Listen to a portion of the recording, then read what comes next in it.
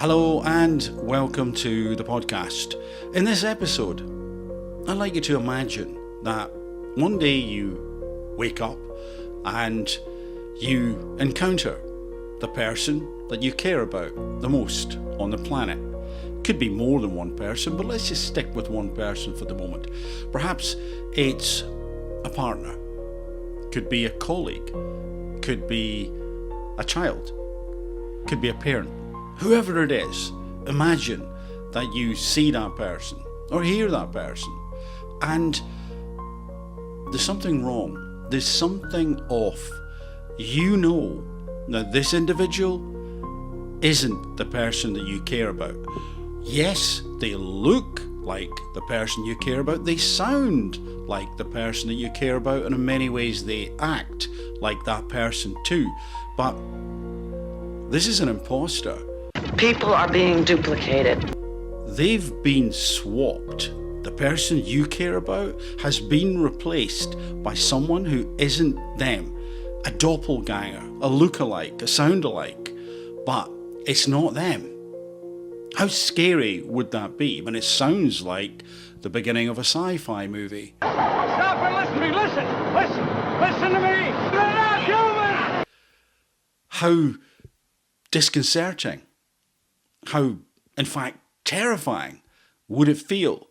And then when you told people about it, they tried to assure you that, no, this individual, it's really them. There's nothing to worry about. But you know there is. You know this individual is a fake.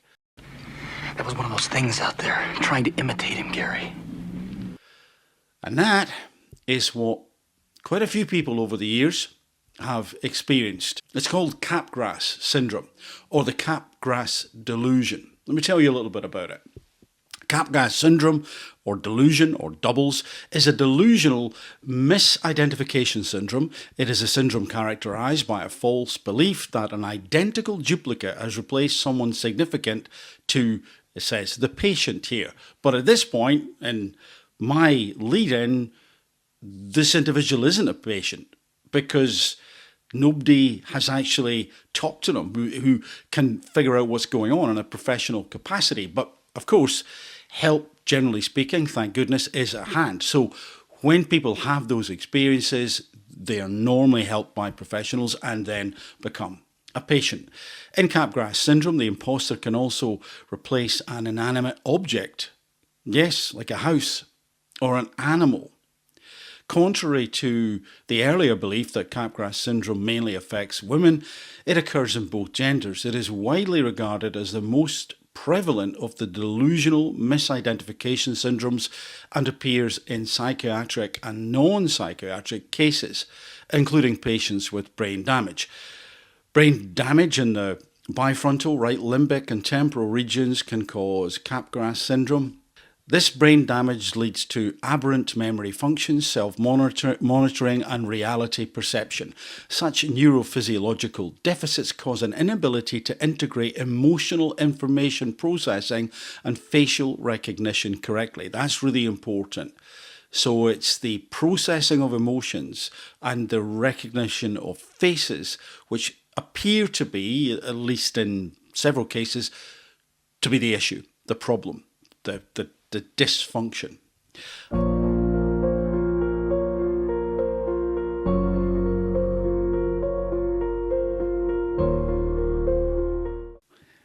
So where does the name Capgras come from? Well, Capgras syndrome is named after Joseph Capgras, a psychiatrist of French origin. In 1923, Joseph Capgras first defined the disorder in a paper that reported a case of a French origin woman who complained that corresponding doubles had replaced her husband and other persons she knew. The woman also believed that there existed a double of herself. Now, if you read about Capgras syndrome or delusion, that's a detail that is often missing from many of the overviews. So she thought there was a double of her out there. The authors referred to this syndrome as l'illusion des sosies. I've totally destroyed that pronunciation, apologies, which translates to mean the illusion of lookalikes. In the 1980s, organic brain lesions were identified in patients with Capgras syndrome. Today, Capgras syndrome is understood to be a psychiatric and neurological disorder in which the delusion primarily emanates from organic brain degeneration. People with Capgras delusion don't just think something is a little bit off. They're absolutely convinced, they're adamant that this individual or this object or indeed this cat or these dogs are replacements. They're not real. They are imposters. Here's a couple of clips which highlight the case of one particular individual who was experiencing Capgras syndrome. 2 years ago, David was involved in a terrible car accident while driving back to California from Mexico. There was a problem with the car, and I landed in the highway with my head first. But to everyone's relief, when he regained consciousness, his mental capacities seemed to be intact. He was articulate, he was intelligent, not obviously psychotic or emotionally disturbed. He could read a newspaper. Everything seemed fine, except he had one profound delusion. He would look at his mother, and he would say, "This woman, doctor, she looks exactly like my mother. But in fact, she's not my mother. She's an imposter. She's some other woman pretending to be my mother." The injury to David's brain had brought on a very rare condition called the Capgras Delusion. I was cooking dinner, and he probably didn't like the food that night. Okay. And he said, "You know, the lady who comes in the morning, she cooks much better than you. Okay. It's that lady. I like that lady very much." Okay. So what's going on in the brain? Well, there are a lot of theories out there, and I think that some of the explanations that I'm about to talk about will describe what's happening with some people, but not all. One size, in my opinion, does not fit all. So, modern neuroimaging studies suggest that Capgras delusion results from a disconnect between the fusiform gyrus and the limbic system, particularly the amygdala. The fusiform gyrus, found in the inferior temporal lobe, if you're interested, is responsible for facial recognition. In Capgras patients, this area is functioning normally. They can still recognise faces accurately. But recognition is only part of the equation. Normally when we see someone we love, the brain also triggers an emotional response through the limbic system. And I think this is important. The amygdala, a key structure in the limbic system, you've probably heard of the limbic system and the amygdala, is responsible for generating emotional significance. Also, it is connected to memory in terms of emotional memory, which is kind of implied here. In a Capgras patient, the signal stops before reaching the amygdala. Now, what that means is that someone can recognize the faces intellectually and say, yeah, that is John.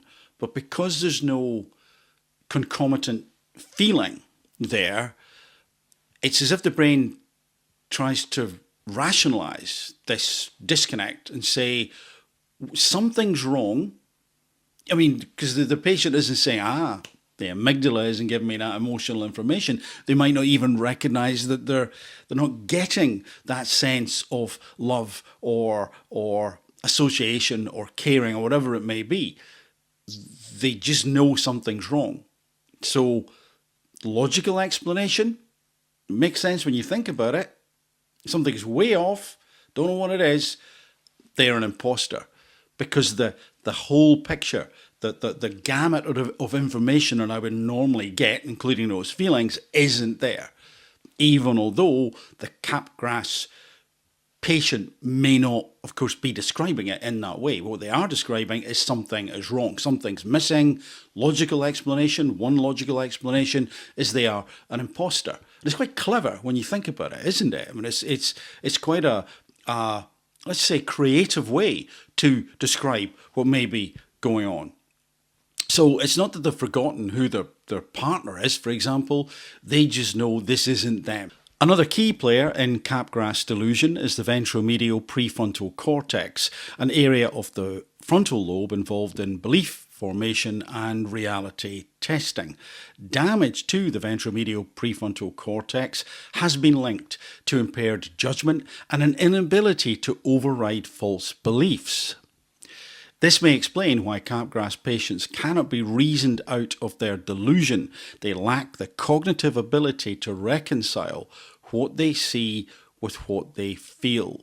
And so damage to the ventromedial prefrontal cortex may explain why, with some individuals, when they are not receiving the information from the amygdala that they should receive and have therefore decided that this person is an imposter, that intransigent stance is so difficult to shift because their ability to form a different belief or indeed to test out the reality around them, well, it's impaired. And so that does make sense. Now let's look at one of the reasons that researchers think it's something to do with that lack of emotional response. One of the strongest pieces of evidence for this theory comes from a fascinating experiment measuring skin conductance response, a test of automatic emotional arousal. In healthy individuals, seeing a loved one triggers a small but measurable physiological response, an unconscious sign of emotional recognition. But in Capgras patients, there's no response at all. This suggests that, at a physiological level, they truly do not experience their loved one as familiar, even though their conscious mind recognizes them perfectly.